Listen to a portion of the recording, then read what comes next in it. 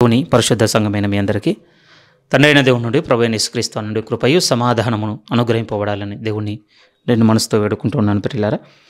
అదే రీతిగా మనం ధ్యానిస్తున్నటువంటి రోమిలకు రాసిన పత్రిక 8వ అధ్యాయంలో నేరుగా మనం ప్రవేశించడానికి ప్రయత్నం చేద్దాం. దేవుడు తన కృపను మన ఎడల ఏ విధంగా విస్తరింపచేసి ఉన్నాడో, మన రక్షణ జీవితంలో క్రీస్తులో మన జీవితమును ఏ విధంగా నిర్మిస్తున్నాడో, మనం చేసిన పాపమును బట్టి మరణమునకు పాత్రులమైన మనల్ని జీవంలోనికి ఏ విధంగా దాటిస్తున్నాడో, కేవలం శిక్షకు మాత్రమే పాత్రులమైన మనల్ని ఆ ఉగ్రత నుండి తప్పించి జీవానికి ఏ విధంగా పాత్రులుగా చేస్తున్నాడో పౌలు గారు మొత్తము సవివరంగా రాస్తున్నట్టుగా ఈ పత్రిక ధ్యానం ద్వారా మనం నేర్చుకుంటున్నాం. ప్రియమైన వాళ్ళారా, చాలా వారాలు నడిచాం, కానీ ఇందులో ఉన్నటువంటి సారాంశం మీ హృదయంలో నా హృదయంలో ఉండాలి. ఇది మన రక్షణ మార్గం అన్న విషయం మనం మరవకూడదు. ఇక నేరుగా మనం పోయిన వారం ధ్యానించిన భాగం కొంత గుర్తు చేసి ఇది కొంత ముందుకు సాగడానికి ప్రయత్నం చేద్దాం.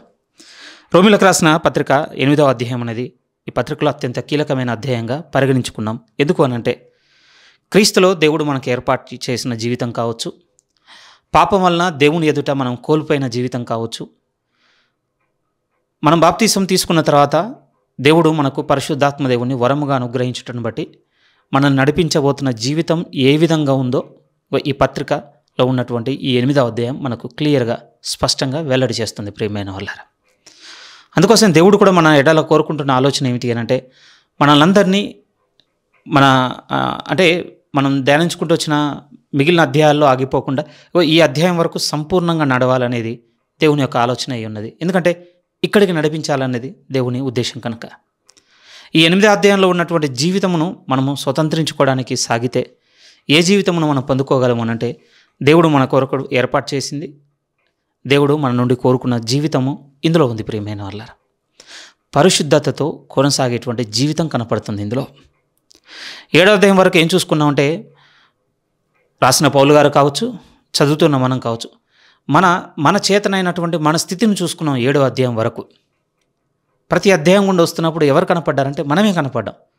మన ఆలోచనలో కావచ్చు, మన క్రియల్లో కావచ్చు, మనం తలపెట్టిన కార్యాల్లో కావచ్చు, వాటన్నిటిలో మన చేత అయినది మనం చూసుకుంటూ వచ్చాం. ప్రియమైన వాళ్ళారా, ఏమొచ్చింది ఫలితము అంటే, దేవునికి విరోధంగానే ఉన్నాం తప్ప ఏ ఒక్కరూ కూడా దేవుని దృష్టికి పవిత్రులుగా ఎంచవలేదు 7వ అధ్యాయం వరకు. కానీ 8వ అధ్యాయంలో మనం కనపడబోతున్నటువంటి లోతైన ఆలోచన ఏముంది అని అంటే, ఇది దేవుడు నా నుండి కోరుకున్న జీవితమా, అది నా వల్ల కాదు గనకనే దేవుడు తన శక్తిని నాకు అనుగ్రహించి నన్ను కడుతున్నాడు అన్నట్టు విషయాన్ని 8వ అధ్యాయంలో మనం నేర్చుకుంటున్నాం. ప్రియమైన వాళ్ళ, అందుకోసం 7 ముగింపులో నన్ను ఎవడు విడిపించునని చెప్పిన పౌలు గారు ఇక నన్ను విడిపించేటువంటి శక్తి చేత దేవుడు నన్ను నింపి ఉన్నాడు, ఆయన యందు నేను జీవించుచున్నానని 8వ అధ్యాయం రాస్తున్నాడు. ఒక విధంగా పౌలు గారి యొక్క పెంతెకొస్తు దినంగా చెబుతుంటారు ప్రియమైన వాళ్ళ కొంతమంది బైబిల్ పండితులు ఈ అధ్యాయంలో ఉన్న జీవితం. అపొస్తల కార్యములు 2లో ఎదురైన అనుభవం పౌలు గారికి ఎక్కడ పొందుకున్నాడు అంటే 8వ అధ్యాయంలో సంపూర్ణంగా రాస్తున్నాడట. ఇదిగో ఆత్మచేత నింపబడిన జీవితం ఇప్పుడు నా యందు ఉన్నది. ఎంతగా స్థిరంగా గుర్తు చేయగలుగుతున్నాడంటే, నేను 2 నియమముల మధ్య నలిగిపోయాను, కానీ ఇప్పుడైతే క్రీస్తు యేసునందు దేవునికి కృతజ్ఞతాస్తుతులు చెల్లించుతున్నాను. ఎందుకంటే ఆయన ఇచ్చిన శక్తి నియమము నన్ను ఏం చేసింది అనంటే, ఈ 2 నియమాల మధ్య ఊగిసలాడుతున్న నన్ను ఒక తీరానికి తీసుకొని వచ్చేసింది. అదే చెప్పాడు ఆయన. అందుకోసం ఇప్పుడు క్రీస్తు యేసునందు ఉన్న కారణాన్ని బట్టి ఇక నాకు ఏ శిక్షా విధి లేదు. ఎందుకు ఏ శిక్షా విధి లేదు అనంటే, మొదటి కారణం ఎందుకు ఏ శిక్షా విధి లేదంటే, నాకు ప్రతిగా నా ప్రభువు మరణించి ఉన్నాడు కనుక నేను చేసిన పాపముల యొక్క సమస్తపు శిక్షాఫలమంతయు నా ఎడల రద్దు చేయబడి ఉన్నది. అందుకోసం ఇప్పుడు నేను క్రీస్తు యేసునందు ఉన్నందుకు నా ఎడల ఏ శిక్షా విధి లేదు దేవుడి నుంచి వచ్చేది. నేను ఇప్పుడు ఆయన దృష్టికి నీతిమంతునిగా ఎంచబడిపోయాను, నా గతాన్ని, నా ప్రస్తుతాన్ని, నా భవిష్యత్తువి. మరి రెండవది, అలానే ఇప్పుడు నేను స్వతంత్రుని అయిపోయాను కనుక నాకు నచ్చిన పాపం నేను చేసుకుంటానంటే కుదరదు. రెండో వైపు అంటున్నాడు, శిక్షావిధి లేదు. రెండవ మాట ఏమంటాను, ఇప్పుడు పాపం యొక్క బలవంతం కూడా నా మీద లేదు. స్థిరంగా ఏం మాట్లాడుతున్నాడంటే, కొంచెం వినగానే అంటే మనకు గట్టిగా తగులుతున్న మాటగా హార్డ్ ఈటింగ్ స్టేట్మెంట్గా ఉంటుంది, కానీ అసలు నాకు పాపం చేయవలసిన అవసరమే లేదని ఇప్పుడు పౌలు గారు మాట్లాడుకుంటున్నాడు. ప్రియమైన వాళ్ళారా, 7లో ఉన్నప్పుడు ఎలా ఉందో తెలుసా? నా మనసు చేయొద్దంటుంది, కానీ నా శరీరంలో ఉన్న నా అవయవంలో ఉన్నటువంటి నియమం ఏం చేసిందంటే నన్ను బలవంతం చేసింది. నా ఆధీనంలో నుంచి నన్ను బయటికి లాగేసి వాటి ఆధీనంలోనికి తీసుకుని వెళ్ళిపోయి నన్ను పాపమునకు బానిసం చేసేసాయి. అది 7లో. కానీ ఇప్పుడు 8లో ఉండి మాత్రం ఏమంటున్నాడంటే, ఇప్పుడు నాకు అవసరమే లేదు. ఎందుకు అవసరం లేదంటే, ఇప్పుడు వేరొక నియమము నన్ను బలవంతం చేయలేని పరిస్థితిలో దేవుడు నన్ను తీసుకెళ్ళి పెట్టి ఉన్నాడు ఇప్పుడు. ఏ కారణమును బట్టి అనంటే, ఆత్మ అంటే జీవింప చేయు ఆత్మ యొక్క నియమమును బట్టి ఇప్పుడు పాపం యొక్క బలవంతం కూడా నా మీద లేదు. ఎందుకనంటే ధర్మశాస్త్ర సంబంధమైన నీతి విధి ఏదో అది ఇప్పుడు నా యందు నెరవేర్చబడి ఉన్నది. ఎందుకు? ఒకప్పుడు నా వల్ల కాంతి ఇప్పుడు ఎలా అయింది అనంటే, ఒకప్పుడు అది నా వల్ల నా శక్తి చేత నేను చేసుకోగలిగాను అనుకున్నాను. నా చేత కాదు గనుకనే ఇప్పుడు ఆత్మ చేత జీవింపచేయు ఆ నియమము నా యందు క్రియ చేస్తుంది కనుక ఇప్పుడు ఆ దేవుడే నా యందు ధర్మశాస్త్ర సంబంధమైన నీతి విధిని నెరవేర్చుచున్నాడు. ఏ విధంగా? ఆయన ప్రేమను నా హృదయంలో పరిశుద్ధాత్మ దేవుని ద్వారా కుమ్మరించుటను బట్టి. 1 నుంచి 4 వాక్యాలు పోయిన వారము సాధ్యమైనంత వరకు పదం వెళ్ళడానికి ప్రయత్నం చేసి చూసాం ప్రియమైన వాళ్ళ. అందులో వచ్చినటువంటి సారాంశం మనకు నేర్పుతున్న ప్రధానమైన విషయాలు అవే. మొదటిది ఏమంటున్నాడంటే, ఇప్పుడు క్రీస్తు యేసునందున్న నా జీవితంలో నాకు ఇక ఏ శిక్షా విధి లేదు. ఎందుకు శిక్షా విధి లేదంటే, ఆయన నా నిమిత్తము మరణించి ఉన్న కారణాన్ని బట్టి. అలానే ఊరికే అవ్వలేదు. అదేదో ఆయన భూ సంబంధిగా వచ్చి భూ సంబంధమైన నియమం చేత నన్ను విడిపించాడు కాదు. ఆయన సృష్టికి పూర్వే ఉన్నాడు. ఆయన మానవ మాత్రుడు కాదు, దైవాంశ సంభూతుడుగా ఉన్నాడు. మూడో విషయం, ఆయన నా వంటి శరీరాకారంతో వచ్చి ఉన్నాడు. అలాంటి అంటే పాపం అంటే శోధింపబడుటకు అనువైనటువంటి శరీరాకారం ఉంది తప్ప నా వంటి పాప స్వభావంతో నిండినవాడు కాదు ఆయన. కానీ శరీరాకారంతో వచ్చిన్నాడు. 4వ మాట ఏమన్నాడు అనంటే, నాకు ప్రతిగా ప్రాయశ్చిత్తం చేసి ఉన్నాడు. ఈ 4 కారణాలను బట్టి ఇప్పుడు నాకు ఏ శిక్షా విధి లేదు. ఇక ఇది రద్దుపరచడానికి కూడా ఆస్కారం లేదు. ఎందుకంటే ఇది మానవ సంబంధమైన నియమం కాదు, మానవ సంబంధమైన ప్రభుత్వం అంతకన్నా కాదు. కొద్ది రోజుల తర్వాత మారిపోయేది, కొద్ది రోజుల తర్వాత రద్దు అయిపోయేది, అలాంటిది కాదు. ఇది దైవ సంబంధమైనది. ఇంకొక విధంగా చెప్పాలంటే దేవునికి మధ్య జరిగినటువంటి ఏ విధంగా అగ్రిమెంట్ అనుకోండి, లేకపోతే అంతే. అంటే తీర్పు తీర్చు తండ్రి అయిన దేవునికి నాకు ప్రతిగా శిక్షను భరించిన ఆయన కుమారుడైన అంటే దైవాంశ సంబుతులుగా ఉన్న ఆయన దేవునికి మధ్య జరిగిన అగ్రిమెంట్, ఇక ఇద్దరు నిన్న నేడు నిరంతరం ఏకరీతిగా ఉన్నవారు, ఇది రద్దు చేయబడదు. ఇక ఆయన అంగీకరించి ఉన్నాడు. ఇప్పుడు ఆయన ఎందుకు విశ్వాసం ఉంచిన వారందరినీ నీతిమంతులుగా ఇచ్చి ఏ శిక్షా విధి లేకుండా తప్పించుచున్నాడు. ఇది మొదటి బ్లెస్సింగ్ ప్రియమైన వాళ్ళ. రెండో బ్లెస్సింగ్ ఏం మాట్లాడాడు అంటే 1 నుంచి 4 వాక్యాల్లో, ఇప్పుడు బలవంతం కూడా లేదు నాకు. ఎందుకు బలవంతం లేదంటే, ఒకప్పుడు ధర్మశాస్త్రము నా ఎందుకు క్రియ చేయకపోవడాన్ని బట్టి దాన్ని ఆధారం చేసుకొని పాపం నన్ను ఏలింది. కానీ ఇప్పుడు దేవుని ప్రేమ చేత నా హృదయం నిండింది. ఇప్పుడు నేను ధర్మశాస్త్ర సంబంధమైన నీతి విధిని నెరవేర్చగలుగుతున్నాను. ఏ కారణాన్ని బట్టి? ఆత్మ యొక్క జీవింపచేయు ఆత్మ యొక్క నియమం నా ఎందుకు క్రియ చేయటం బట్టి. వెరీ వెరీ ఇంపార్టెంట్ అండి. ఎందుకంటే ఇప్పుడు నేను చూపించబోయే పదంను ఆధారం చేసుకొని పౌలు గారు 5, 6, 7, 8 వాక్యాలు రాస్తున్నాడు ప్రియమైన వాళ్ళారా. ఇప్పటివరకు మనం చూసిన దాంట్లో ఏం కనపడింది అంటే, క్రీస్తు యేసునందు విశ్వాసం ఉంచిన వారికి ఏ శిక్షా విధి లేదు. అది మొదటిది. ఆయన యందున్న వారికి ఏ శిక్షా విధి లేదు. రెండోది ఏమంటున్నాడు అనంటే, ఆయన యొక్క ఆత్మ నియమము ఎవరి ఎందైతే క్రియ చేస్తుందో వాని మీద ఎవరి బలవంతం లేదు అంటే, పాపం యొక్క బలవంతం కూడా లేదంటున్నాడు. బాగా గుర్తుపెట్టుకోండి ప్రియమైన వాళ్ళ. ఎవరి ఎడల పాపం యొక్క బలవంతం లేదు, పాపం యొక్క అధికారం లేదు, పాపం యొక్క ప్రభావం లేదు అనంటే క్లియర్గా చెప్తున్నాడు పౌలు గారు 3వ వాక్యంలో, శరీరమును అనుసరింపక ఆత్మను అనుసరించియే నడుచుకొను మన యందు.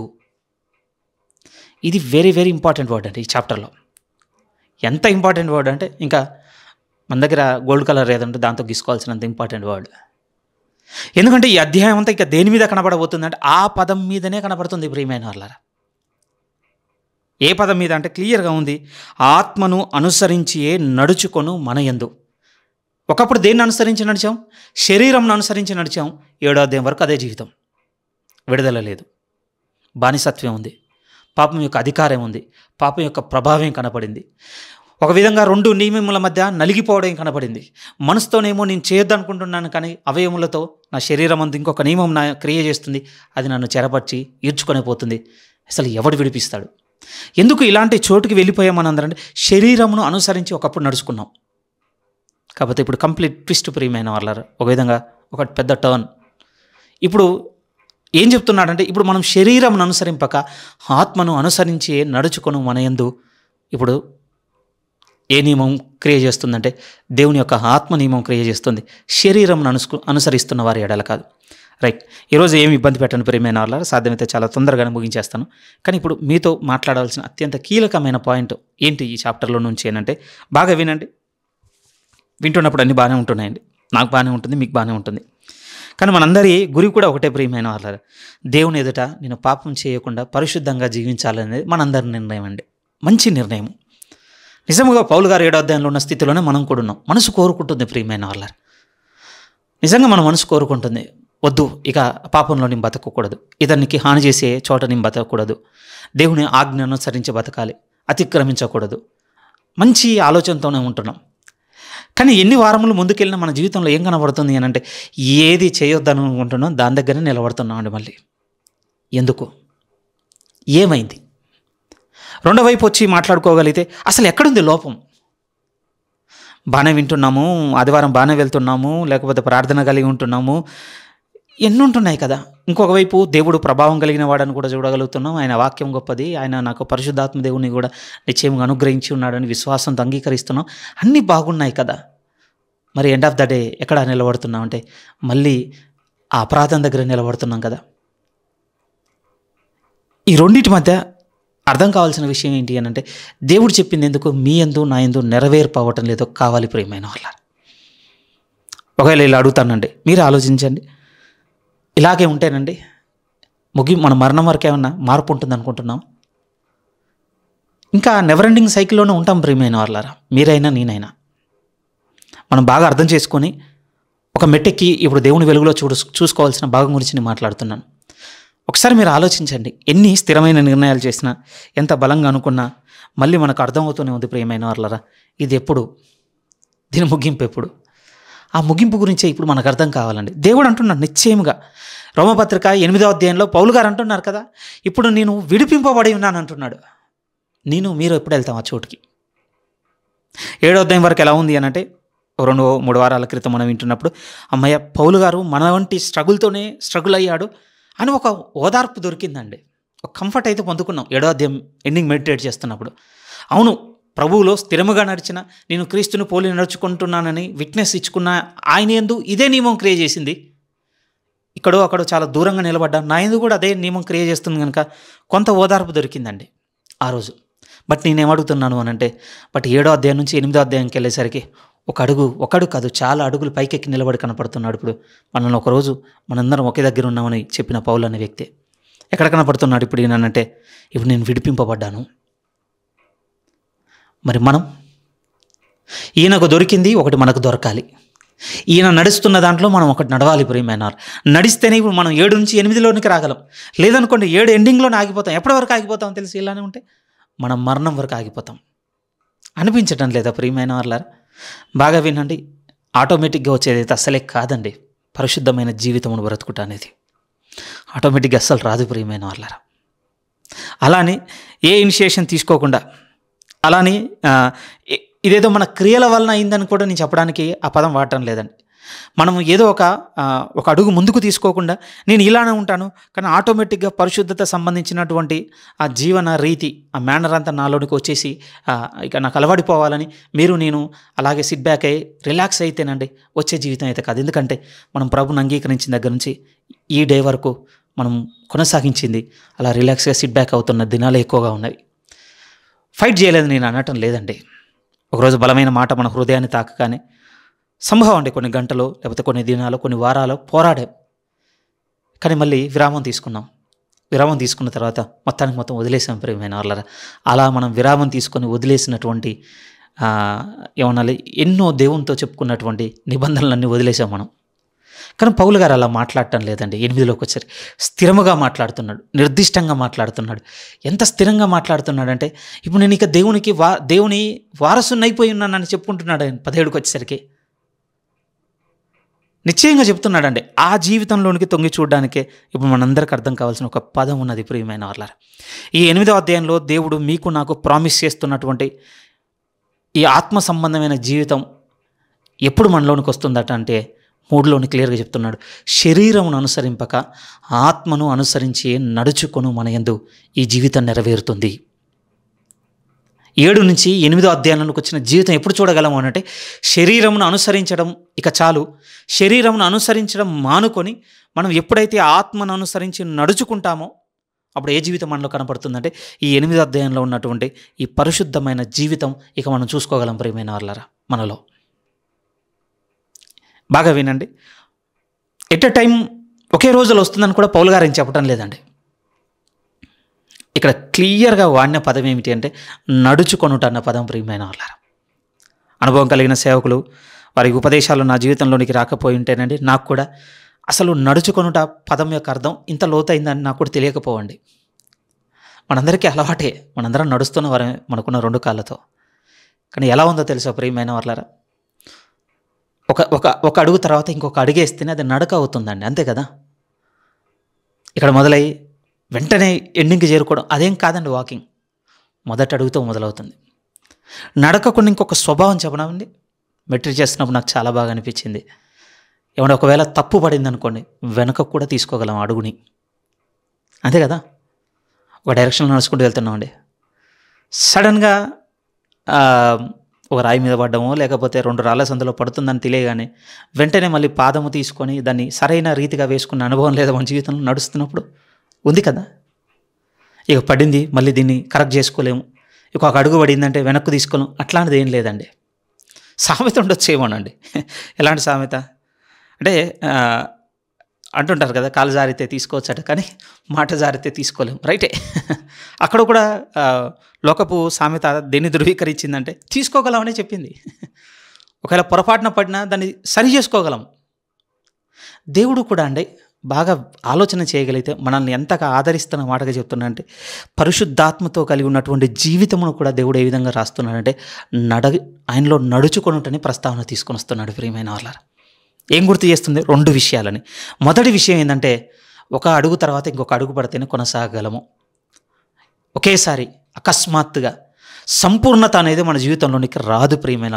అలా అయితే నడకతో పోల్చాల్సిన అవసరం దేవునికి లేదు. రెండోది ఏమిటి అని అంటే, ఒక అడుగు పడిన తర్వాత అది తప్పు అని తెలిసినా లేకపోతే అది పొరపాటు అయినా మళ్ళీ అడుగు వెనక్కు తీసుకోగలమండి. నడకలో ఉన్నటువంటి ఒక గుడ్ క్వాలిటీ అది. పరిశుద్ధాత్మ దేవుని జీవితంలో కూడా ఆయనతో నడుస్తున్నప్పుడు అట ప్రియమైన వాళ్ళారా, ఒకవేళ మనం సూపర్ సీడ్ అయిపోయి లేకపోతే మన సొంత తెలివితోనో మన సొంత బుద్ధితోనో మన సొంత ఆలోచనతో ఆయన దాటిపోయిన జీవితం ఏర్పడితే మళ్ళీ వెనక్కు తీసుకొని మళ్ళీ సరి చేసుకోవడానికి కూడా అవకాశం ఉంది అని ఒక ఓదార్పించటం లేదా చెప్పండి ఆ మాట చదువుతున్నప్పుడు. ఇది మొదట చెప్తాను మాట మీతో. ఇప్పుడు మనం తొంగి చూడవలసింది ఏమిటి అని అంటే, నిర్దిష్టంగా ఈ అధ్యాయంలో చూడవలసింది ఏంటంటే, ఆత్మను అనుసరించి నడుచుకున్న వాని యందు మాత్రమే ఈ జీవితం కనపడుతుంది. శరీరంను అనుసరించి నడుచుకున్న వాని యందు కనపడదు. ఎగ్జాంపుల్ ఎవరు? మనమే. బెస్ట్ ఎగ్జాంపుల్ ఇంకెవరొద్దు, మనమే. ఇంతవరకు ప్రభువులో మనం వచ్చిన జీవితాలన్నీ వెనక్కు తిరిగి చూసుకుంటే ఏం కనపడుతుందంటే, మనము శరీరమును అనుసరించి నడిచినటువంటి జీవితమే ఎక్కువగా ఉంది. ఫలితం ఏమొచ్చింది బయటికి? పరిశుద్ధాత్మ దేవుని యొక్క ప్రభావం మనలో లేదు. పాపం యొక్క బలవంతం ఎక్కువగా ఉండేనండి. ఎందుకు ఇంతగా బలవంతం చేసిందంటే, శరీరమును అనుసరించి మనం నడుచుకున్నాము. శరీరం అనుసరించి నడుచుకోవడం దగ్గర కూడా దేవుడు మళ్ళీ అదే మెన్షన్ చేస్తున్నాడు. వాకింగ్ గురించే, నడక గురించి రాస్తున్నాడు. శరీర విషయాల్లో కూడా మనం ఓవర్ నైట్ మొత్తానికి ఏమీ అందులో దిగబడిపోలేదండి. అది కూడా ఒక్కొక్క అడుగు పడుతూ దాన్ని వెనక్కి వెళ్ళి ఆలోచించుకున్నాం అనుకోండి. ఏ విధంగా చెప్పాలి ప్రియమైన వాళ్ళ, శరీర కార్యములు సరే ఏదైనా తీసుకోండి. ఉదాహరణకి ఒకరి ఏడల వ్యభిచార సంబంధమైన తలంపు కలిగి ఉండడం ఉందనుకోండి, అది వెంటనే రాదండి. యాకోబు గారు కూడా అన్నాడు కదా, ముందు శోధంతో మొదలవుతుంది. అది శోధంతో మొదలయ్యి అది పరిపక్వం అవ్వాలి. దురాశ గర్భము ధరించి పాపము కనగా పాపం పరిపక్వమై మరణం కనెను. ప్రాసెస్ కనపడటం లేదా? నిజంగా ఆశించి హృదయంలో కోరుకొని చూపులయందు మోహించి ఈ వాకింగ్ అండి. శరీరానుసారమైన మనసు కూడా ఇది ఒక నడక. లేకపోతే లోకంలో ఉన్నటువంటి లోకమును అంటే శరీరాశ, నేత్రాశ, జీవుడు వాటిలో నడుచుకోవాలని ఉందనుకోండి, వాటిని కూడా ఇలా చూడగానే వెంటనే మనం ఆపాదించుకోవండి. మన నాణాలన్నమాట. అందులో ఆలోచిస్తుండాలి, కోరుకుంటుండాలి, జ్ఞాపకం చేసుకుంటూ ఉండాలి. ఇక నిండి ఫైనల్ స్టేజ్ ఏంటనమాట, ఇక అది మన బయటికి అంటే ఎగ్జిస్టెన్స్లోనికి రావడం అనమాట. శరీర సంబంధమైనది కూడా నడక అని చెప్తున్నాడు దేవుడు. అది అప్పుడు మనం ప్రభువును అంగీకరించి ఇప్పటివరకు నడిచిన జీవితం కూడా ఎందుకు పాపం యొక్క ప్రభావం కింద నుంచి, లేకపోతే పాపమును చేయకుండా మానుకున్న జీవితంను నిర్దిష్టంగా ఎందుకు కొనసాగించలేకపోయా ఉన్నాం? పరిశుద్ధాత్మ దేవుడు మనకు ఎందుకు సహాయం చేయలేదు అని అంటే, అసలు మనం ఎవరిని ఫాలో అయ్యామంటున్నాడు అని అంటే, గతం అంతా శరీరాన్ని అనుసరించి నడుచుకున్నారు కనుక పాపంది పై చేయిగా ఉండే పరిశుద్ధాత్మ దేవునికి ఇది చేయండి ప్రియమైన వాళ్ళ మీ జీవితంలో, నా జీవితంలో. కానీ పౌలు అనే భక్తుడు క్రీస్తుల జీవితం వెతుకున్న తర్వాత ఆయన కనపడుతుంది ఏమిటంటే, నేను కూడా నలిగిపోయాను, కానీ ఒక్కొక్క విషయం అర్థమైంది. నేను శరీరం అనుసరించి నడుచుకున్నంతకాలం పాపము నా మీద ప్రభుత్వం చేసింది, దాని విజయం అయింది. కానీ ఇప్పుడు నేను పాపం అంటే శరీరం అనుసరించక ఆత్మని అనుసరించి నడుచుకోవడం నేను ఎప్పుడైతే మొదలుపెట్టానో దేవునికి స్తోత్రం. ఎందుకంటే ఈ పాప మరణముల నియమం నుండి నన్ను విడిపించేశాడు. దీనికి బెస్ట్ క్లాసికల్ ఎగ్జాంపుల్ ఒకటి ఉందండి. ఈ 2 నియమములను గురించి అర్థం చేసుకోవడానికి చాలా వరకు అందరు సేవకులు ప్రస్తావన తెచ్చేది నేను కూడా తేవాల్సింది. అంటే ఏదైనా వస్తువు నువ్వు పైకి విసిరేసాం అనుకోండి, మనందరికీ తెలిసి ఏం జరుగుతుందో, కింద పడుతుంది. ఎందుకనంటే ఈ భూమికి ఒక శక్తి ఉంది ప్రియమైన, ఆకర్షణ, గురుత్వాకర్షణ, లా ఆఫ్ గ్రావిటీ అంటారని, గురుత్వాకర్షణ. ఆ స్థితిని బట్టి ఏమవుతుంది అని అంటే పైకి విసిరిన ప్రతిదీ కింద పడుతుంది ప్రియమైన వాళ్ళ. కానీ ఆశ్చర్యకరంగా మన కళ్ళ ముందు కూడా కొన్ని ఉంటాయండి. అవి బర్డ్స్ కావచ్చు, లేకపోతే మనిషి తయారు చేసిన విమానాన్ని కూడా చూడండి, అది కూడా ఆకాశంలో ఎగురుతుంది. పక్షి కావచ్చు, విమానం కావచ్చు, కానీ అది కిందికి రాదు ప్రియమైన వాళ్ళ, కింద పడిపోదు. ఎందుకు? బరువు లేదని కాదు, భూమి అంటే గురుత్వాకర్షణకి వ్యతిరేకమైనటువంటి ఇంకొక నియమముతో అది పనిచేస్తున్న కారణాన్ని బట్టి ఏమవుతుంది అంటే అది ఎగరగలుగుతుందండి. ఒక విధంగా ప్రియమైన వాళ్ళరా, ఈ శరీరం అనుసరించి మనం నడుచుకుంటున్నంతసేపు ఈ శరీరపు ఈ అనుసరణ బట్టి దీని యొక్క నియమం మనం ఎందుకు క్రియేట్ చేసింది? పాపం ఏం చేయగలిగింది అని అంటే దానికున్న ఆకర్షణ చేత మనల్ని ఈజీగా అట్రాక్ట్ చేసుకోగలిగింది. ఎందుకంటే మనం ఏ నియమం కింద ఉన్నాము అని అంటే శరీరం అనుసరిస్తున్నప్పుడు పాప మరణముల నియమానికి చాలా దగ్గరగా ఉన్నాం కనుక మనల్ని ఆకర్షించుకోగలిగిందండి. కానీ పౌలు గారు ఇప్పుడు ఏమంటున్నాడంటే, ఇప్పుడు నేను దీని నుంచి ఏ విధంగా బయటకు వచ్చి ఉన్నానంటే, కళ్ళ ముందు కనపడుతున్న ఒక పక్షి కావచ్చు, ఒక విమానం కావచ్చు, ఎలాగైతే దానికి వ్యతిరేకమైనటువంటి నియమం పనిచేసి ఏ విధంగానే తెగరగలుగుతుందో దానికి వ్యతిరేకమైన నియమం ఏమన్నా ఉంది ఇప్పుడు అని అంటే ఆత్మను అనుసరించి జీవించేటువంటి నియమమే. ఇప్పుడు ఈ నియమమును బట్టి ఇప్పుడు నేను ఏ నియమం కింద నుంచి విడిపింపబడి ఉన్నానంటే పాప మరణముల నియమం కింద నుంచి నేను విడిపింపబడి ఉన్నాను. ఇప్పుడు మీకు నాకు అర్థం కావాల్సిన విషయం ఏమిటి అని అంటే, ఇప్పుడు ఆ నియమం మీ యందు నా యందు క్రియ చేస్తుందా లేదా మనకు తెలియాలి. పౌలు గారిలో అయితే చేస్తుందండి. ఏ విధంగా చెప్పగలను? ఆయన సాక్ష్యం ఇస్తున్నాడు, ఆయన సాక్ష్యాన్ని పరిశుద్ధాత్మ దేవుడు కూడా దృఢపరుస్తున్నాడు. అయిపోయింది. దేవుని చేత అప్రూవ్ అయినటువంటి విట్నెస్ ప్రియమైన వాళ్ళ ఆయనది. మరి మీ సంగతి, నా సంగతి ఏంటి? మనలో కూడా ఇది కలగానే మిగిలిపోవాల్సిందా? సేవకుల నోట ప్రసంగాలు వింటున్నప్పుడు ఆయనైతే ఇంత పరిశుద్ధంగా ఉంటున్నాడు కనుక పరిశుద్ధత మీద చాలా స్ట్రాంగ్ ప్రీచ్ చేయగలుగుతున్నాడు, నా వల్ల అవ్వటం లేదని ఒక నిరుత్సాహంలోనే మనం ఉండిపోవాలా? మనకొద్ద ఆ జీవితం రావాలంటే ఏం చేయాలి? ఏంటి ఆ మార్గం? ఒకటి క్లియర్గా ఉంది ప్రేమ, ఆ మార్గం ఒకటే. ఇప్పుడు మన యందు ఇంకొక నియమానికి మనం చోటు ఇవ్వాలి.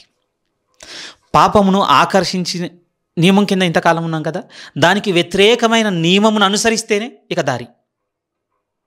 దాన్ని అనుసరించడానికి కారణం అంటే సపోర్ట్ చేసింది మనమేనండి. విడిపింపబడడానికి దీనికి సపోర్ట్ చేయాల్సింది కూడా మనమే. రైట్. ఇప్పుడు మనం చూడబోతుంది ఏమిటి అంటే ఈ రోమపత్రిక 5వ అధ్యాయం నుంచి 8వ అధ్యాయం 5 నుంచి 8వ వాక్యం వరకు ఆ 4 వాక్యాల్లో పౌలు గారు దేన్ని రాస్తున్నారంటే ఒక కంపారిజన్ తీసుకొస్తున్నాడండి. రెండు విషయాలను తీసుకొని ఆ రెండింటిని పోలుస్తూ తేడాలు రాస్తున్నాడు. ఏంటి, ఏ విషయాలను తీసుకొచ్చి రాస్తున్నాడంటే శరీరంను అనుసరించేవారు ఎలా ఉంటారు, ఆత్మను అనుసరించేవారు ఎలా ఉంటారు. ఇప్పుడు ఉదాహరణకండి, ఇప్పుడు సోకాల్డ్ క్రిస్టియానిటీ కంటే ఇప్పుడు సంఘాల్లో బాగా బోధించబడుతున్నటువంటి సువార్తలు ఏముంటుందంటే పరిశుద్ధాత్మతో నింపబడ్డం అనేది విరివిగా బోధింపబడుతున్నటువంటి సువార్త. ప్రియమైన వాళ్ళారా, అందరికీ మిస్టరీ అనండి.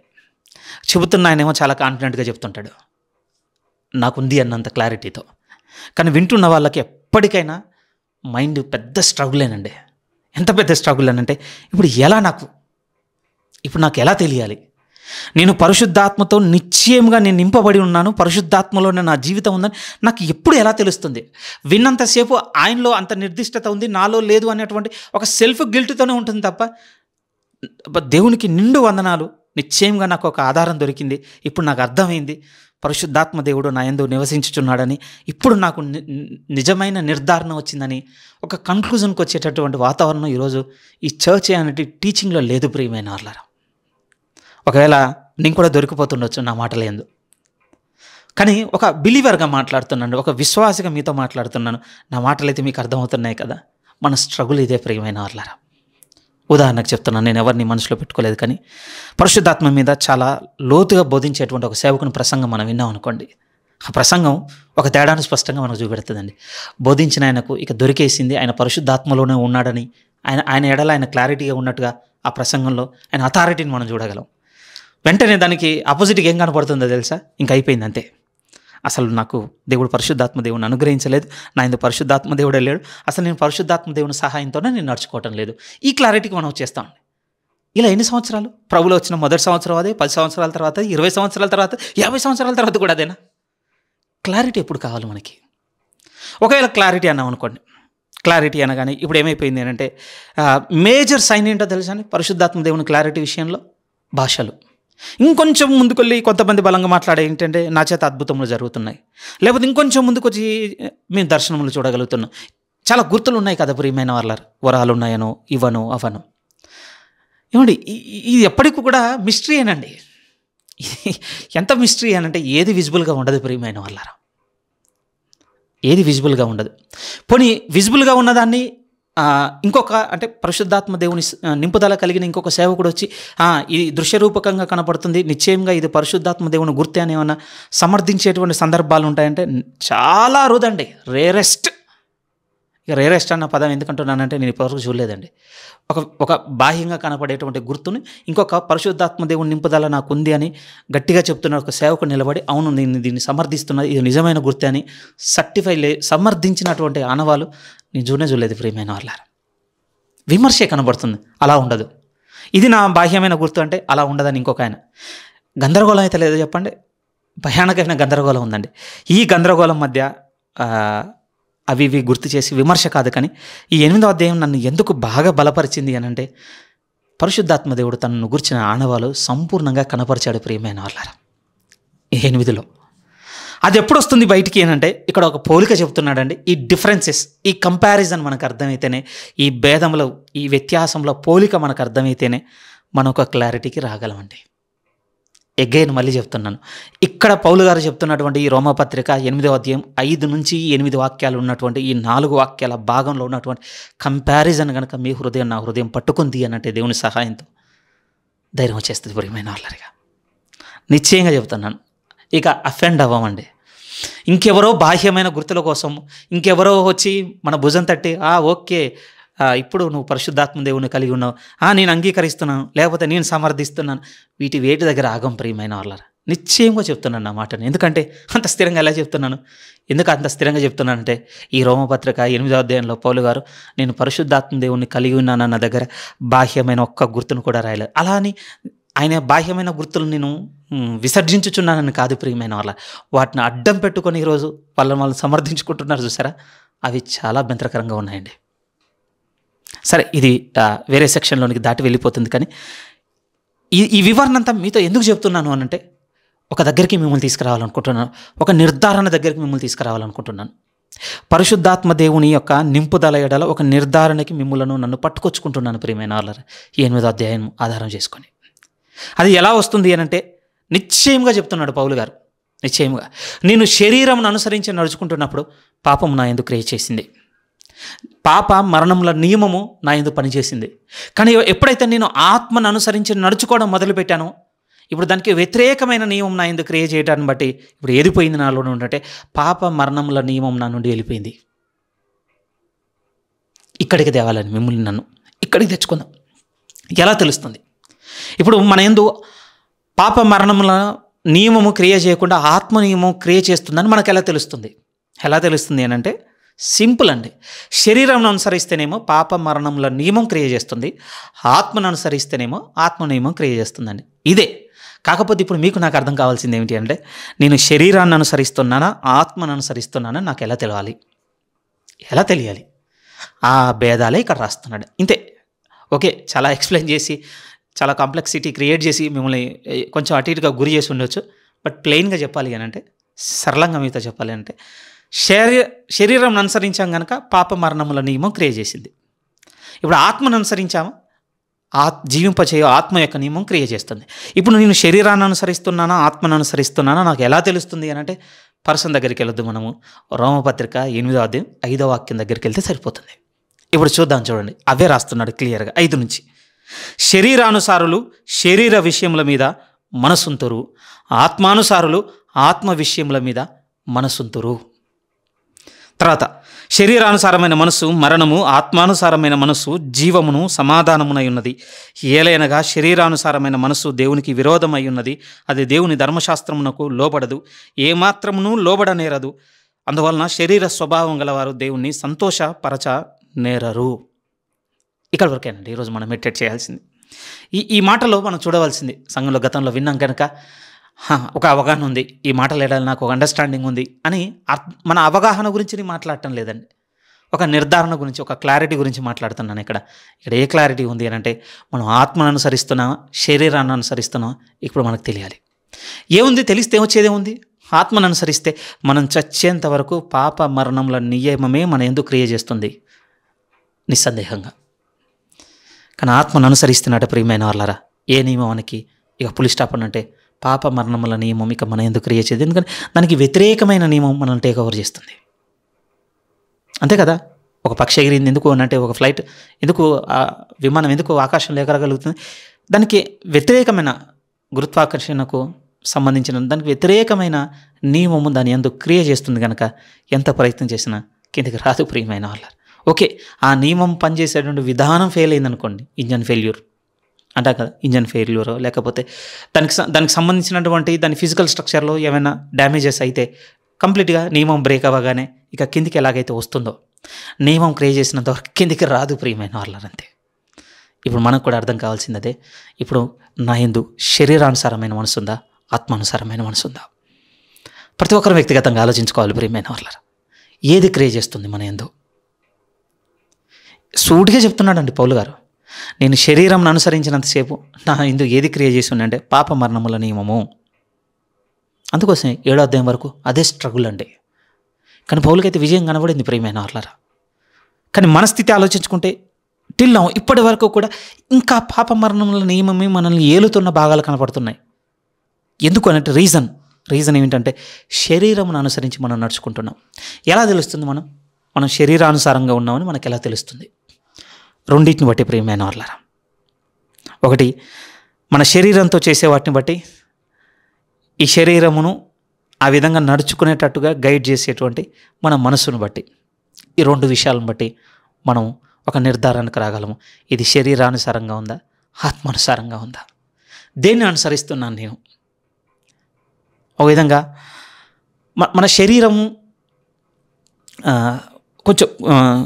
కొంచెం క్లుప్తంగా మాట్లాడుకోవాలి అని అంటే, అసలు ఏం ఆలోచిస్తుంది మన మనసు, ఏం కోరుకుంటుంది? ఏదైనా పనిలో ఉన్నప్పుడు ఓకేనండి, పని సంబంధమైంది మనం థింక్ చేస్తుండొచ్చు. కానీ పని నుంచి బయటికి రాగానే ఒక లీజర్గా ఎలాంటి పని ఎలాంటిది ఏది కూడా ఎలాంటి చేయకుండా ఒంటరిగా దాన్ని వదిలేస్తే ఏం కోరుతుంది? అసలు ఏం గుర్తొస్తున్నాయి దీనికి? ఏం ఆలోచిస్తుంది? ఎందుకు ఇది చెప్తున్నానంటే, అక్కడే తెలిసిపోతుందండి మనం దేన్ని అనుసరించే వారముగా ఉండడానికి ప్రయత్నం చేస్తున్నామో. ఏం కోరుకుంటుంది? దీంతో మనం ఆలోచించేది ఏముంది? దీంట్లో మన మనసులోనికి తెచ్చుకొని నిజంగా వేటి పట్ల మన మనసు పెట్టుకుంటున్నాం ప్రియమైన వాళ్ళారా. ఉదాహరణ చెప్తాను, ఎవరు మనసులో లేరు, బట్ సిచ్యువేషన్ మన హృదయంలోనికి రావడానికి చెప్తున్నాను. ఏమిటి అని అంటే, ఉదాహరణకి ఒక చిన్న డిస్టర్బెన్స్ అయింది ఒక వ్యక్తికి, మనకి. ఆ డిస్టర్బెన్స్ తర్వాత ఒక అట్మాస్ఫియర్ క్రియేట్ అవుతుందండి. ఆ వాతావరణం ఎలా ఉంటుందంటే గంభీరంగా ఉంటుంది, కోపంగా ఉంటాం, ఈర్ష్యతో ఉంటాం, ద్వేషంతో ఉంటాం, మాట్లాడుకుంటుంటాం. ఒక పెద్ద సైలెన్స్ అయితే ఇద్దరి మధ్య వస్తుందండి. సరే, అవతల మైండ్ రీడ్ చేసేంత కెపాసిటీ మనకి ఎలాగా ఉండదు కదా, వదిలేద్దాం వాళ్ళ సంగతి. ఇప్పుడు మనం ఆలోచించుకుందాం, ఆ సైలెన్స్లో మీ మైండ్ నా మైండ్ ఏం థింక్ చేస్తుంది?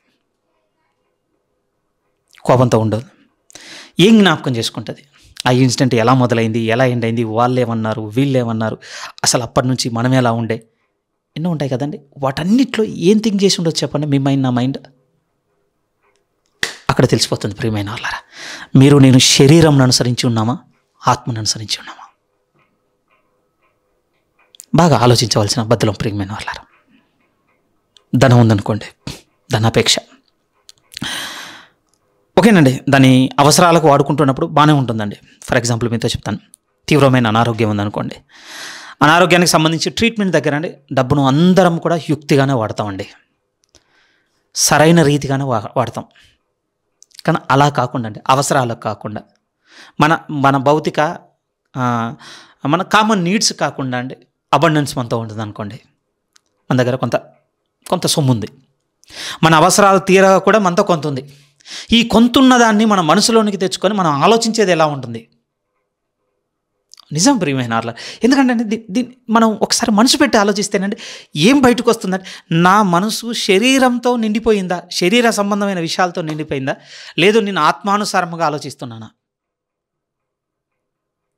ఎందుకంటే దాని గురించి 2 విధములుగా చెప్పి ఉన్నాడు ప్రియమైన వాళ్ళ దేవుడు. ఫర్ ఎగ్జాంపుల్ తీసుకుందామండి, కొన్ని లేఖనాలు చూస్తే ఎలా ఉంటుంది, ధనం అన్నిటికీ అక్కర కావచ్చును, వేరే వేరే సెక్షన్స్లో దానికి ఉండాల్సిన ప్రయారిటీ దానికి ఉందండి భౌతికంగా, లేదా నేను అసలు అంటాను లేదు, నిశ్చయంగా అన్నిటికీ అక్కడికి వస్తుంది. దానికి ఒక విలువ ఉంది, దానికి ఒక గుర్తింపు ఉంది, దానికి ఒక స్థాయి ఉంది. నిజం, ఈ లోకంలో ఇవన్నీ ఉన్నాయి. కానీ రెండో వైపు చూస్తే మన దేవుడు మనతో మాట్లాడి ఏంటో తెలుసా, ఇవి అస్థిరమైన ధనమునందు మీరు నమ్మిక ఉంచొద్దన్నాడు. ఇంకొక వైపు చూడగలిగితే మీ అన్యాయపు సిరి వలన మీరు స్నేహితులను సంపాదించుకోండి అన్నాడు. ఇంకొక వైపు వచ్చి చూడగలిగితే ఇదిగో మీరు ఇక్కడ కూర్చుకోకండి, పరలోకమునందు కూర్చుకోండి అన్నాడు. ఇంకొంచెం ముందుకు వచ్చి మాట్లాడగలిగితే ఈ లోక సంబంధమైన జీవన వ్యాపారంలో మీరు మంచిగా ఉండి నీ సహోదరు కలిమిలో ఉన్న ఎడల ఎడలను కనికరం చూపించాలన్నాడు. ఇంకొంచెం ముందుకు వచ్చి ఆలోచన, మీ కొరకు ఒక స్థిరమైన పునాది వేసుకున్నటకు ఇదిగో మీకున్న మీ ధనంలో ఇతరులకు పాలిచ్చేవారుగా ఉండండి. నిజం చెప్పండి, ఈ రెండింటిని మనకున్నటువంటి ఒక ఏకాంత సమయం అందు మనసుకు తెచ్చుకుంటే ధనం గురించి మన మనస్సు ఏం ఆలోచిస్తుంది, ఏం బయటకు వస్తుందో తెలుసా? మనం శరీరమును అనుసరిస్తూ ఉంటున్నామా, దినదినము ఆత్మను అనుసరించి వారముగా ఉంటున్నామా, మనం బయటికి కనపడతాం ప్రియమైన వాళ్ళ. ఏమంటే ఇందులో ఏదో పాయింట్ చేస్తూ మాట్లాడుతుంది ఏం కాదండి. నేను ఒకదాన్ని వెతుక్కోవాలని సాగాను, నేను వెతుక్కుంటున్న మార్గంలో నేను కనపడ్డాను ప్రియమైన వాళ్ళ. ఇదా నా జీవితంలో లోపం ఇప్పటి వరకు, ఇదా నేను కోల్పోయింది. ఆనాడు పౌలుకు క్రీస్తులో దొరికింది ఇది, నేను పోగొట్టుకుంటుంది ఇదా అని అర్థం చేసుకోవడానికి ఉపయోగపడ్డాయండి, అక్కడికి తేవడానికి. మేబీ ఈరోజు కొంచెం అథారిటీగా నేను మాట్లాడుతుండొచ్చు నా ప్రసంగంలో. ఇది ప్రసంగం కనుక ఇక నేను ఏదో అచీవ్ చేసినట్టుగా నా మాటలో మీకు కొంత నా శబ్దం వినపడుతుండొచ్చు. ఆ ఉద్దేశం నాకు లేదు. కానీ నాకే ఉద్దేశం ఉంది అంటే, నేను సాగుతున్న ఈ మార్గంలో ఇలా ఆలోచిస్తేనే నాకు నేను దొరికాను ప్రియమైన వాళ్ళారా. నేను శరీరంను అనుసరించి నడుచుకుంటున్నాను, అందుకోసమే పాప మరణముల నియమమే క్రియ చేసుకుంటూ సాగుతుందే. చూసుకోగలుగుతున్నారు మిమ్మల్ని మీరు? ఏమిటి, ఒక మోహ సంబంధమైన విషయం ఉందనుకోండి, ఏంటి ఒక అందమైన ఆకర్షణ కలిగిన ఒక స్త్రీని చూస్తే కలిగేటువంటి ఆలోచన. ఓకేనండి, సిచ్యువేషన్ ఎలా ఉంటుంది అని అంటే, మనం చాలా కొంచెం డిఫికల్ట్ కండిషన్స్లో ఉన్నాం అనుకోండి, వారి ఎడల అంత తప్పు ధోరణితో చూడమండి. మీతో ఏదైనా చెప్ప, అది అనారోగ్యం కావచ్చు, తీవ్రమైనటువంటి ఆర్థిక సమస్యల మధ్య నలిగిపోవడం కావచ్చు. అలాంటి టైంలో మన మైండ్కి ఒక ఉమెన్ని తీసుకొని ఆమెను గురించి పాపపు యోచన చేసేంత మైండ్ ఉండకపోవచ్చు, ప్రేమ నలిగిపోతుంటాం కదా. బట్ ఒక మంచి లీజర్ టైం ఉంటుంది చూసారా. దావీదు కూడా ఉరియాను చంపి తన భార్యను తీసుకోవాలనుకున్నప్పుడు ఆయన చేస్తుంది కూడా ఏంటో తెలుసా అండి, డే పడుకున్నాడు, ఈవినింగ్ లేచాడు, లేచిన తర్వాత గోడ మీద అటు ఇటు తిరుగుతున్నాడు అని రాయబడిందండి సమయలు 2వ గ్రంథం 11వ అధ్యాయంలో. యాక్చువల్ ఎక్కడ ఉండాల్సింది ఆయన, యుద్ధం జరుగుతుందండి ఇంకొక దగ్గర, యుద్ధంలో ఉండవలసిన ఆయన, ఓకే ఆయన సేనాధిపతిగా ఉన్న ఆయన, నువ్వు రానవలసిన అవసరం లేదన్నాడు. సరే అని ఇంటి దగ్గర రిలాక్స్ అనుకున్నాడు. సిచ్యువేషన్ మనం వేరేగా చదివి ఉన్నాం ప్రియమైన వాళ్ళ. నేను మాట్లాడుతూ అలాంటి ఇన్స్టెంట్ అది వచ్చినప్పుడు మన మైండ్ ఏం థింక్ చేస్తుందో మనకు కనపడుతుందా? ఎందుకంటే మన హృదయం నిండిన దాన్ని బట్టి, మన ఆలోచనలు నిండిన దాన్ని బట్టి మనం ఏం కనపడుతున్నాం అంటే, దేన్ని అనుసరించి నడుచుకోవాలో మనకు తెలిసిపోతుంది, దాన్ని అనుసరించి నడుచుకుంటాను. అందులో ఆత్మ సంబంధమైన విషయాలు ఉన్నాయా? మనం ఆత్మానుసారులం ప్రియమైన వాళ్ళ. అందులో శరీర సంబంధమైన విషయాలు ఉన్నాయా? మనము శరీరానుసారులమే. ఎందుకంటే ఈరోజు ఒకటా రెండా చెప్పండి, ఒకరికి మనీ ఉంది, ఇంకొకరికి ఉమెన్ ఉంది, ఇంకొకరికి ఫుడ్ ఉంది, ఎన్ని లేవు చెప్పండి. ఏంటి ఈరోజు మనకు ఒక ఏకాంతం అని అంటే ఎలోన్ టైం అనే కాదు, కానీ కొంచెం ఫ్రీ టైం దొరికింది అనుకోండి, అది దట్టు ఒక లంచ్ టైమే దొరికింది అనుకోండి, ఫుడ్ పట్ల మీ ఆలోచన ఏంటి? ఇది కోరుకున్నదంతా పెట్టి దీన్ని ఫీడ్ చేయాలనుకుంటున్నాము. బైబిల్లో కొన్ని మాటలు ఉన్నాయి ప్రియమైన వాళ్ళ, వారి కడుపే వారి దేవుడు అనుకుని సాగారట. హెబ్రీ పత్రికలో కూడా అంటాడు 13వ అధ్యాయంలో దేవుని కృపనట ఏమంటే భోజనమునకు అంటే ఆ మాట చదువుదామంటే ఒకసారి ఇది కూడా కొంచెం హృదయానికి బలంగా తగిలే మాటగా ఉంటుందండి. హెబ్రీ 13వ అధ్యాయంలో హెబ్రీలకు రాసిన పత్రిక 13వ అధ్యాయం 9వ వాక్యం చూస్తే, నానా విధములైన అన్య బోధల చేత త్రిప్పబడకురి, భోజన పదార్థములను బట్టి కాక కృపను బట్టి హృదయమును స్థిరపరచుకొనుట మంచిది. ఒకసారి చూడండి, ఈ మాట ఎంత హార్డ్గా ఉందా. ఏం వెతుకుతుంది ప్రియమైన వాళ్ళారా? మన శరీరం, మన మనస్సు వేటివైపు? ఉదాహరణకి మైండ్ గురించి కొన్ని మాట్లాడుకున్నాం కదా, ఈ బాడీని వాడే విధానం గురించి కూడా కొన్ని ఆలోచన చేయగలదామండి. ఆత్మానుసారమైన విషయములకు దీన్ని అప్పగించిన సందర్భాలు ఉన్నాయా? శరీరానుసారమైన విషయాలకు అప్పగించిన సందర్భాలు ఉన్నాయా? లాజర్ది అప్పటికి ఛాలెంజింగ్గానే ఉంటుందండి. ఎందుకంటే ధనవంతుని దగ్గర దేవుడు మాట్లాడినప్పుడు అతని గురించి చెప్పిన ఏకైక పాపం మనకు మెన్షన్ చేసింది, రాయబడింది, నాయన నీకు ఇష్టం వచ్చినట్టుగా నీ జీవితకాలం అంతే నువ్వు సుఖము అనుభవించేతివి, లాజరు కష్టము అనుభవించాను. మీ ప్రయారిటీ, నా ప్రయారిటీ ఏంటి ప్రియమైన వాళ్ళరా బాడీ విషయంలో? ఎందుకంటేనండి దీన్ని సుఖపెట్టే దగ్గర మనము ఇంకొకరి గురించి ఆలోచన చేయని స్థితిలో ఉన్నామండి. వీరు వయసులో పెద్దవారు, వీరు కూర్చోలేరు, లేకపోతే వీరు ఇక్కడ పడుకోలేరు, లేకపోతే వీరు ఇలా నడిచి రాలేరు, ఇవన్నీ పరిగణ చేసుకునే మనసు ఉందా? మన శరీరమునే మనం సుఖపెట్టుకున్నది ఉందా? దీని నుంచి బయటకు వచ్చిన ఒక విధంగా మన బాడీ యొక్క రీతి, లేకపోతే ఈ బాడీ యొక్క కాండక్ట్ అడిగితే ఏం చెప్పగలం ప్రియమైన వాళ్ళారా? ఎందుకంటే పౌలు గారు అవే రాసుకుంటూ వస్తున్నారండి. శరీరానుసారులు శరీర విషయముల మీద మనసుంతురు. కొలసీ పత్రిక 3వ అధ్యాయం 1వ వాక్యం ఏమంటుందో తెలుసా? మనం క్రీస్తుతో కూడా లేపబడిన వారమైతే పైనున్న వాటి మీదనే కానీ భూ సంబంధమైన వాటి మీద మీరు మనస్సు పెట్టుకొనకుడి. ఏంటి మన థింకింగ్ ప్రియమైన వాళ్ళారా? ఎందుకంటేనండి ఒక స్థిరమైన దాని కొరకు ఎదురు చూస్తున్న మనము అక్కడ ఏమన్నా ఏర్పాటు చేసుకోవడానికే మనం ఆలోచిస్తున్నామా? లేకపోతే ఈ భూమి మీద నా బంధువుల మధ్యకి వెళ్ళినా, నా సర్కిల్లో తిరిగినా ఎంత తలగొట్టేసినట్టుగా ఉంటుంది అని అంటే ఏం సంపాదించారన్నా, లేకపోతే ఎంత బంగారం కొన్నారన్నా, వీటి మధ్య అసలు చూపించుకోవడానికి మొకే ఉండటం లేదు. సో ఏంటి, ఇప్పుడు మన సౌండ్ వినపడాలి. మన బంధువుల మధ్య సౌండ్ ఎట్లా వినపడుతుంది? ఈయన మంచి స్పిరిచువల్ పర్సన్ అయ్యాడండి, ఓ మంచి ఆత్మీయుడు అయ్యాడట, వాళ్ళ భక్తి జీవితం, వాళ్ళ దేవుడు భలే ఇది ఆ సౌండ్? నో, ఇది అసలు సౌండ్ కాదు, ఇది ఇంకా డిఫేమ్. ఇప్పుడు ఏంటి సౌండ్? ఎంత ఇన్వెస్ట్ చేశారో తెలుసా? ఎంత ఎర్న్ చేశారో తెలుసా? ఎందుకంటే ఈరోజు ఒక ఈజీ మనీ వైపు ఎందుకు పరిగెత్తుతున్నారు క్రిస్టియన్స్ కూడా? ఒక సులువుగా వచ్చేటువంటి ధనం వెనక పరిగెత్తాల్సిన అవసరం ఏమొస్తుంది? శరీర విషయముల మీద మనస్సు ప్రియమైన వాళ్ళారా. పౌలు గారు అనేది అంటూ పాప మరణముల నియమము మన యందు ఇప్పటికీ క్రియ చేయడం కారణం ఏంటో తెలుసా?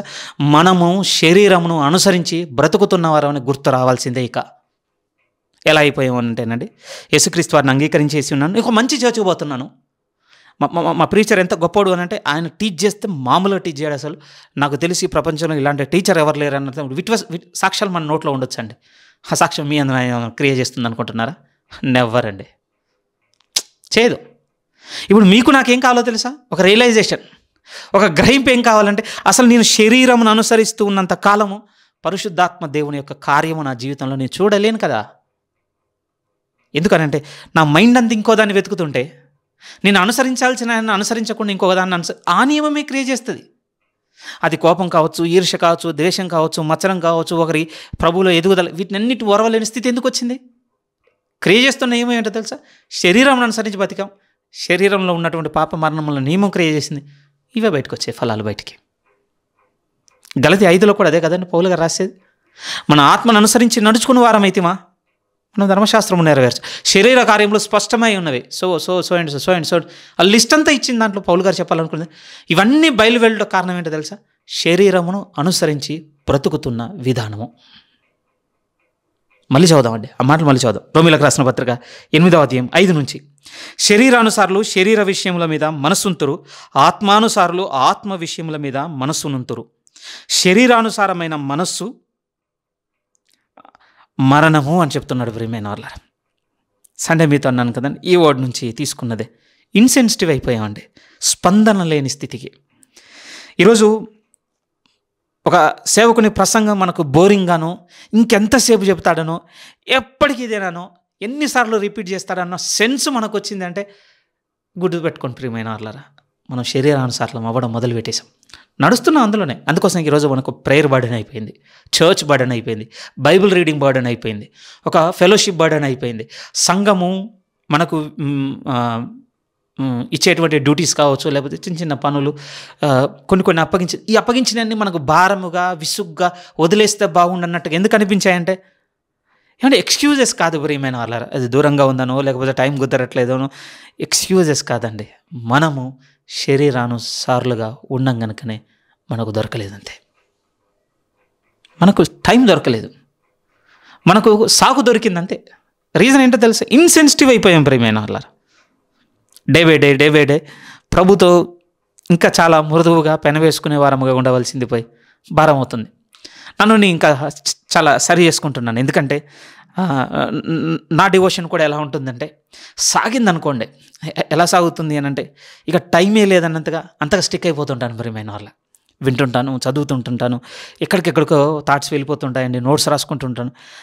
ఎంత బాగుంది ఇది ఎవర్ లాస్టింగ్గా ఉంటే బాగుండని ఆశపడేలోపే ఏదో ఒక బ్రేక్ అండి. ఆ బ్రేక్లో మళ్ళీ ట్యూన్ అయిపోయి దేన్ని కత్తుక్కోవడం అంటే శరీరానుసారమైన మనసు కత్తుక్కోవడం.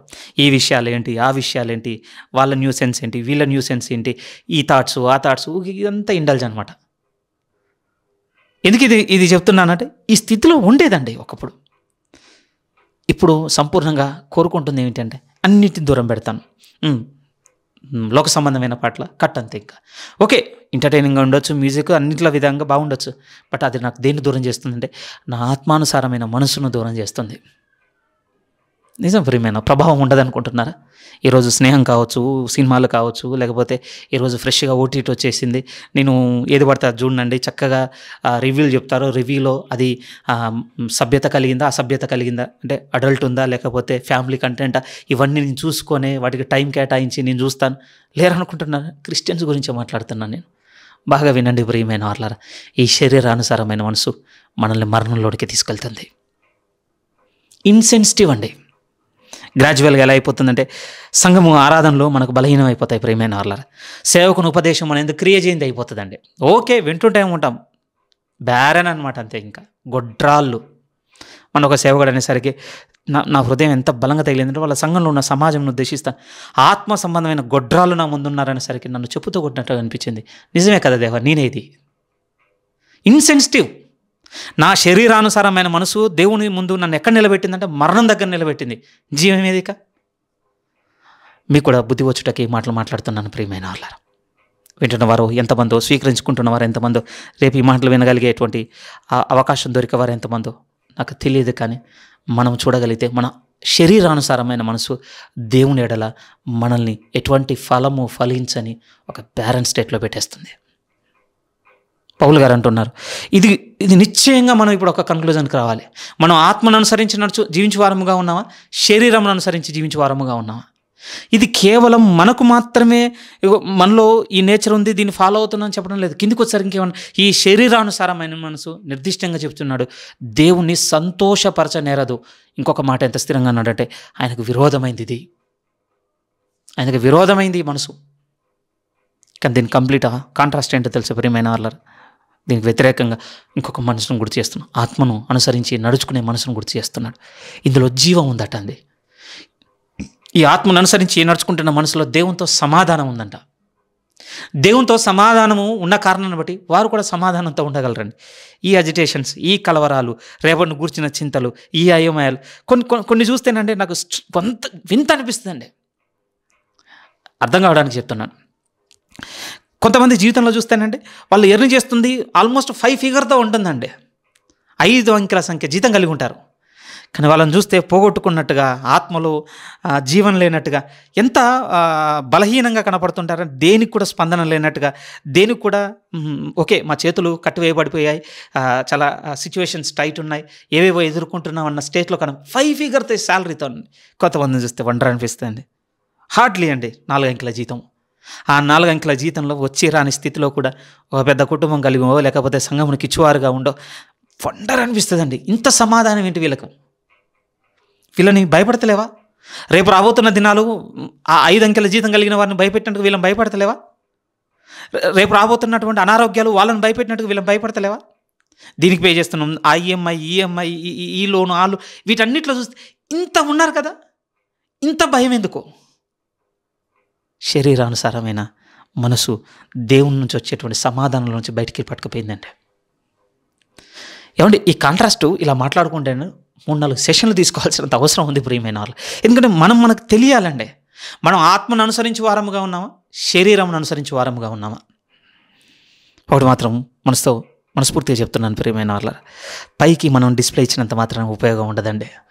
నేను ఆత్మానుసారమైన మనసుతోనే ఉన్నానని మనల్ని మనం బిజీ చేసుకుంటుండొచ్చు ప్రియమైన వాళ్ళారా. చర్చ్ యాక్టివిటీస్లోనో, లేకపోతే గాస్పల్ యాక్టివిటీస్లోనో, లేకపోతే బిబిలికల్ యాక్టివిటీస్లోనో, ఇంకే ఏవైనా వీటిలో మనల్ని మనం బిజీగా పెట్టుకోవడానికి ప్రయత్నం చేయొచ్చు. ఈ డిస్ప్లే ఉపయోగపడుతుంది అనుకుంటున్నారా? వీటి వెనక ఇంకొక జీవితం ఉంటుంది. అది నిరంతరము శరీరమును వెతికేదైతేనండి పాప మరణముల నియమం ఏలుతుంది. ఓకే, ఈరోజు నేను ఎలా ఉంటుంది అలాంటి విట్నెస్ అంటే, సరే వేరే వారి గురించి చెప్పను ప్రియమైన వాళ్ళారా. ఎందుకంటే నన్ను వెడి చూస్తే రేపన్న రోజున మీకే తెలిసిపోతుంది. ఈరోజు ఎలా ఉంది బిబిలికల్గా, చర్చ్ యాక్టివిటీస్ పరంగా ఏది చూసినా ఎక్స్ట్రీమ్ యాక్టివ్గా అన్నట్టుగా కనపడుతుంది కదా. కానీ దీని వెనక ఇంకొక జీవితం నేను సరి చేసుకోలేదనుకోండి, వెరీ సూన్ ప్రియమైన, చాలా తొందరలోనే ఈరోజు సోకాల్డ్ మనకు తెలిసిన, మనం తెరల మీద చూస్తున్న అనేకులు ఎక్కడైతే ఎండ్ అయ్యారో అక్కడ నేను కూడా ఎండ్ అయిపోతానండి. ఎందుకంటే నా శరీరానుసారమైన నా మనసు చివరికి నన్ను నిలబెట్టే చోటు ఏంటంటే మరణం. అంతే. ఏదో పౌలు గారు ఇక్కడ రాస్తున్నప్పుడు నెమ్మదిగా మరణంలోనికి తీసుకెళ్తుందని కూడా చెప్పడం లేదండి. ఎక్స్పోజ్ అవుతుంది. ఇప్పుడు నేను దాస్తుండొచ్చు బలవంతంగా దాన్ని. అలా అని మాకు బోధించేటోడు ఇంత కార్నల్ మైండ్తో ఉన్నాడని మీరు అనుకోవద్దు. మీకు బోధించేటోడు అంత శరీరతత్వంతో ఏం నిండలేడు. కానీ నేను జాగ్రత్త పడకపోతే ప్రియమైన వాళ్ళరా, నా ఎండింగ్ నేను చూసుకోగలుగుతున్నాను. కానీ ఈ రోమపత్రిక 8వ అధ్యాయం 5-8 వాక్యంలో పౌలు గారు స్థాపన చేస్తున్న మాట ఏంటంటే, ఇప్పుడు మీరు ఒక కంపారిజన్ పెట్టుకోండి మీ జీవితంలో, ఒక పోలిక. నేను దేన్ని అనుసరించి నడుచుకుంటున్నాను క్రీస్తులోకి వచ్చిన తర్వాత కూడా? నా టైం అవుతుంది ప్రియమైన వాళ్ళారు. ఈరోజు మళ్ళీ నేను దేన్ని అనుసరించి, శరీరం అనుసరించి నడుచుకుంటున్నాను. పాప మరణముల నియమమే క్రియ చేస్తుంది ప్రియమైన వాళ్ళారా, చచ్చే వరకు అంటే చచ్చే వరకు. కానీ ఆత్మను అనుసరించి నేను నడుచుకుంటున్నాను. ఆత్మ యొక్క నియమం నా ఎందుకు క్రియ చేస్తుంది. దేని నుంచి విడుదల? పాప మరణముల నియమం నుంచి ఇక నాకు విడుదల. దేవుడు కోరుకున్న జీవితం అవుతుంది ప్రియమైన వాళ్ళారు. క్రీస్తునందు దేవుడు మనకు వాగ్దానం చేసిన జీవితం అవుతుంది. పరిశుద్ధాత్మతో నింపి నడిపింపబడుతున్న జీవితం అవుతుంది. ఎప్పుడు నేను ఆత్మను అనుసరించి నడుచుకుంటే. దయచేసి వినండి, ఇట్లా అనుకోగానే మనం ఓవర్ నైట్ వెంటనే ఎండింగ్కి ఏం చేరుకోమండి. మనం వేసే అడుగులను బట్టి, నడకని ముందే చెప్పాను కదా, మనం సరిగ్గా అడుగు తర్వాత అడుగు వేసుకుంటూ వెళ్తున్నాం అనుకోండి, ఆయన అడుగు జాడల్లో ఆయన నడిపిస్తున్న వైపు వెళ్తూనే ఉంటాం ప్రియమైన. నడక ఎప్పుడు కూడా వేగంగా ఉండదండి. అంటుంటారు కదా ప్రియమైన, పరిగెత్తి పాలు తాగడం కంటే నెమ్మదిగా నడిచి నీళ్ళు తాగడం బెటర్ అన్నట్టుగా. ఇది పరిగెత్తే జీవితం కాదండి, నెమ్మదిగానే ఉంటుంది. చాలా వేగంగా వచ్చింది ఏది కూడా ప్రియమైన వాళ్ళారా. సామెతలు అంటాడు, తుదకు దీవెన నొందదని అంటాడండి. త్వరగా వచ్చింది తుదకు దీవెన నొందది ప్రియమైన వాళ్ళారా. పరిగెత్తే జీవితం కాదు దేవుడు మనకు ప్రామిస్ చేసింది, నడుస్తూ సాగే జీవితమును. అందుకోసమేనండి, ఒకవేళ తప్పుడు అడుగు పడింది అనుకో, ఏమైనా దాన్ని వెనకకు తీసుకొని మళ్ళీ సరైన దాంట్లో నడుచుకోవడానికి అవకాశం ఉంది. అది ఇప్పటివరకు, నిన్నటి వరకు, ఈ రోజు వరకు చాలా తప్పుడు అడుగులు పడి ఉండొచ్చు. మళ్ళీ మొదలు పెడితే ప్రియమైన వాళ్ళారా, మళ్ళీ ఇప్పుడు ఒక గురితో మొదలు పెడదాం. మళ్ళీ నేను నా ఆత్మ దేవుని నేను అనుసరించి నడుచుకుంటాను. ఏ విధంగా తెలుస్తుంది ఆయన? ఏ విధంగా తెలుస్తుంది? 9 నుంచి చూద్దాం ప్రియమైన వాళ్ళారా. ఆయనను అనుసరించి నడుచుకోవాలి, ఆయన నన్ను గైడ్ చేస్తున్నాడని, నన్ను ఇది చెయ్యి, ఇలా నడుచుకొని అనుసరించి నడుచుకోమని నాకు చెప్తున్నాడని నాకు ఎలా తెలుస్తుంది? 9 నుంచి అదే రాశా. 9 నుంచి 13 అదే ప్రేమ. వచ్చేవారం టైం తీసుకొని మాట్లాడుకుందాను దాన్ని. మొదటి నుంచి 8వ అధ్యాయం మొదటి 4 వాక్యాలు ఏముందంటే, అవును నిశ్చయంగా క్రీస్తు యేసునందున్న నాకు ఏ శిక్షా విధి లేదు. ఎందుకు లేదంటే ఆయన నా నిమిత్తం మరణించినందుకు పాపం యొక్క శిక్షాఫలం అంతా నా ఎడలో రద్దయింది. రెండోది, మరి ఇప్పుడు పాపం ఇంకా ఈ లోకంలో నేను ఉన్నంతకాలం నన్ను బలవంతం చేస్తుంది కదంటే, అవును నిశ్చయంగా బలవంతం చేస్తుంది. ఎప్పుడు నేను శరీరం అనుసరించి నడుచుకుంటే బలవంతం చేస్తుంది. కానీ ఇప్పుడు దానికి ప్రతిగా ఇంకొక నియమమును పెట్టి దేవుడే ఉండు, నువ్వు ఆత్మను అనుసరించి నడుచుకుని వాడుగా ఉంటే ఇప్పుడు పాప మరణముల నియమం నీ మీద క్రియ చేయదు, పాపం యొక్క బలవంతం నీకు ఉండదు. సో ఇప్పుడు నిర్ణయం కావాలండి, నేను ఆత్మను అనుసరించి నడుచుకుంటున్నాను, శరీరం అనుసరించి నడుచుకుంటున్నాను. మనకు అర్థమైంది అనుకోండి, 2 విషయాలు చెప్తున్నాడు దేవుడు. అది మరణము, దేవునికి విరోధమైంది. అది ఆత్మను అనుసరించి నడుచుకున్నాం. ఇది జీవము, ఇది దేవునితో సమాధానం కలిగి ఉన్నది, ఇది దేవుని సంతోషపెట్టేది.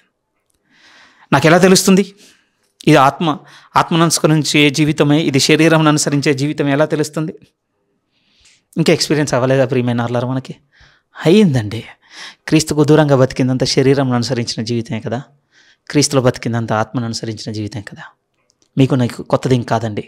శరీరం అనుసరిస్తున్న జీవితం అంటే ఇది, ఆత్మను అనుసరిస్తున్న జీవితం అంటే ఇది అని తెలుసుకోవడానికి కొత్తదేం కాదు ఇది. మనం మొదలైనదా నాటి నుండి దేవుడు మనతో మాట్లాడుతున్నదే. ఓకే, బలహీనతను బట్టి, దేవుడు నడిపింపు లోతుగా లేని కారణాన్ని బట్టి తక్కువ అర్థం చేసుకుని తక్కువలో ఉండొచ్చు. కానీ ఇప్పుడైతే నెమ్మది ఎరుగుతున్నాం కదా. నడుద్దాం ప్రియమైన. పరిశుద్ధాత్మ దేవుడిని అనుసరించి నడుస్తున్న జీవితం ఎలా ఉంటుందో 9 నుంచి 13 వాక్యం వరకు చెప్పినాడు. ఆ భాగం చూద్దాం. దాని ఫ్రూట్స్ ఎలా ఉంటాయో 14 నుంచి 17 వాక్యం వచ్చే వారం చూద్దాం ప్రియమైన వాళ్ళ. క్షమించండి, మళ్ళీ సమయం ఎక్కువగా తీసుకున్నాను. ప్రభు యొక్క కృపయు ఆయన యొక్క ఆత్మీయం మీకు నాకు తోడుగా ఉండి ఆయన వాగ్దానం చేసి అనుగ్రహించిన జీవితంలో తుదమట్టుకు నడిపించాలని ప్రభునందు సంపూర్ణంగా కోరుకుంటూ అట్టి దీవెన మీతో ఉండాలని మిమ్మల్ని కూడా దీవించుచు నా మాటలు ముగిస్తున్నాను.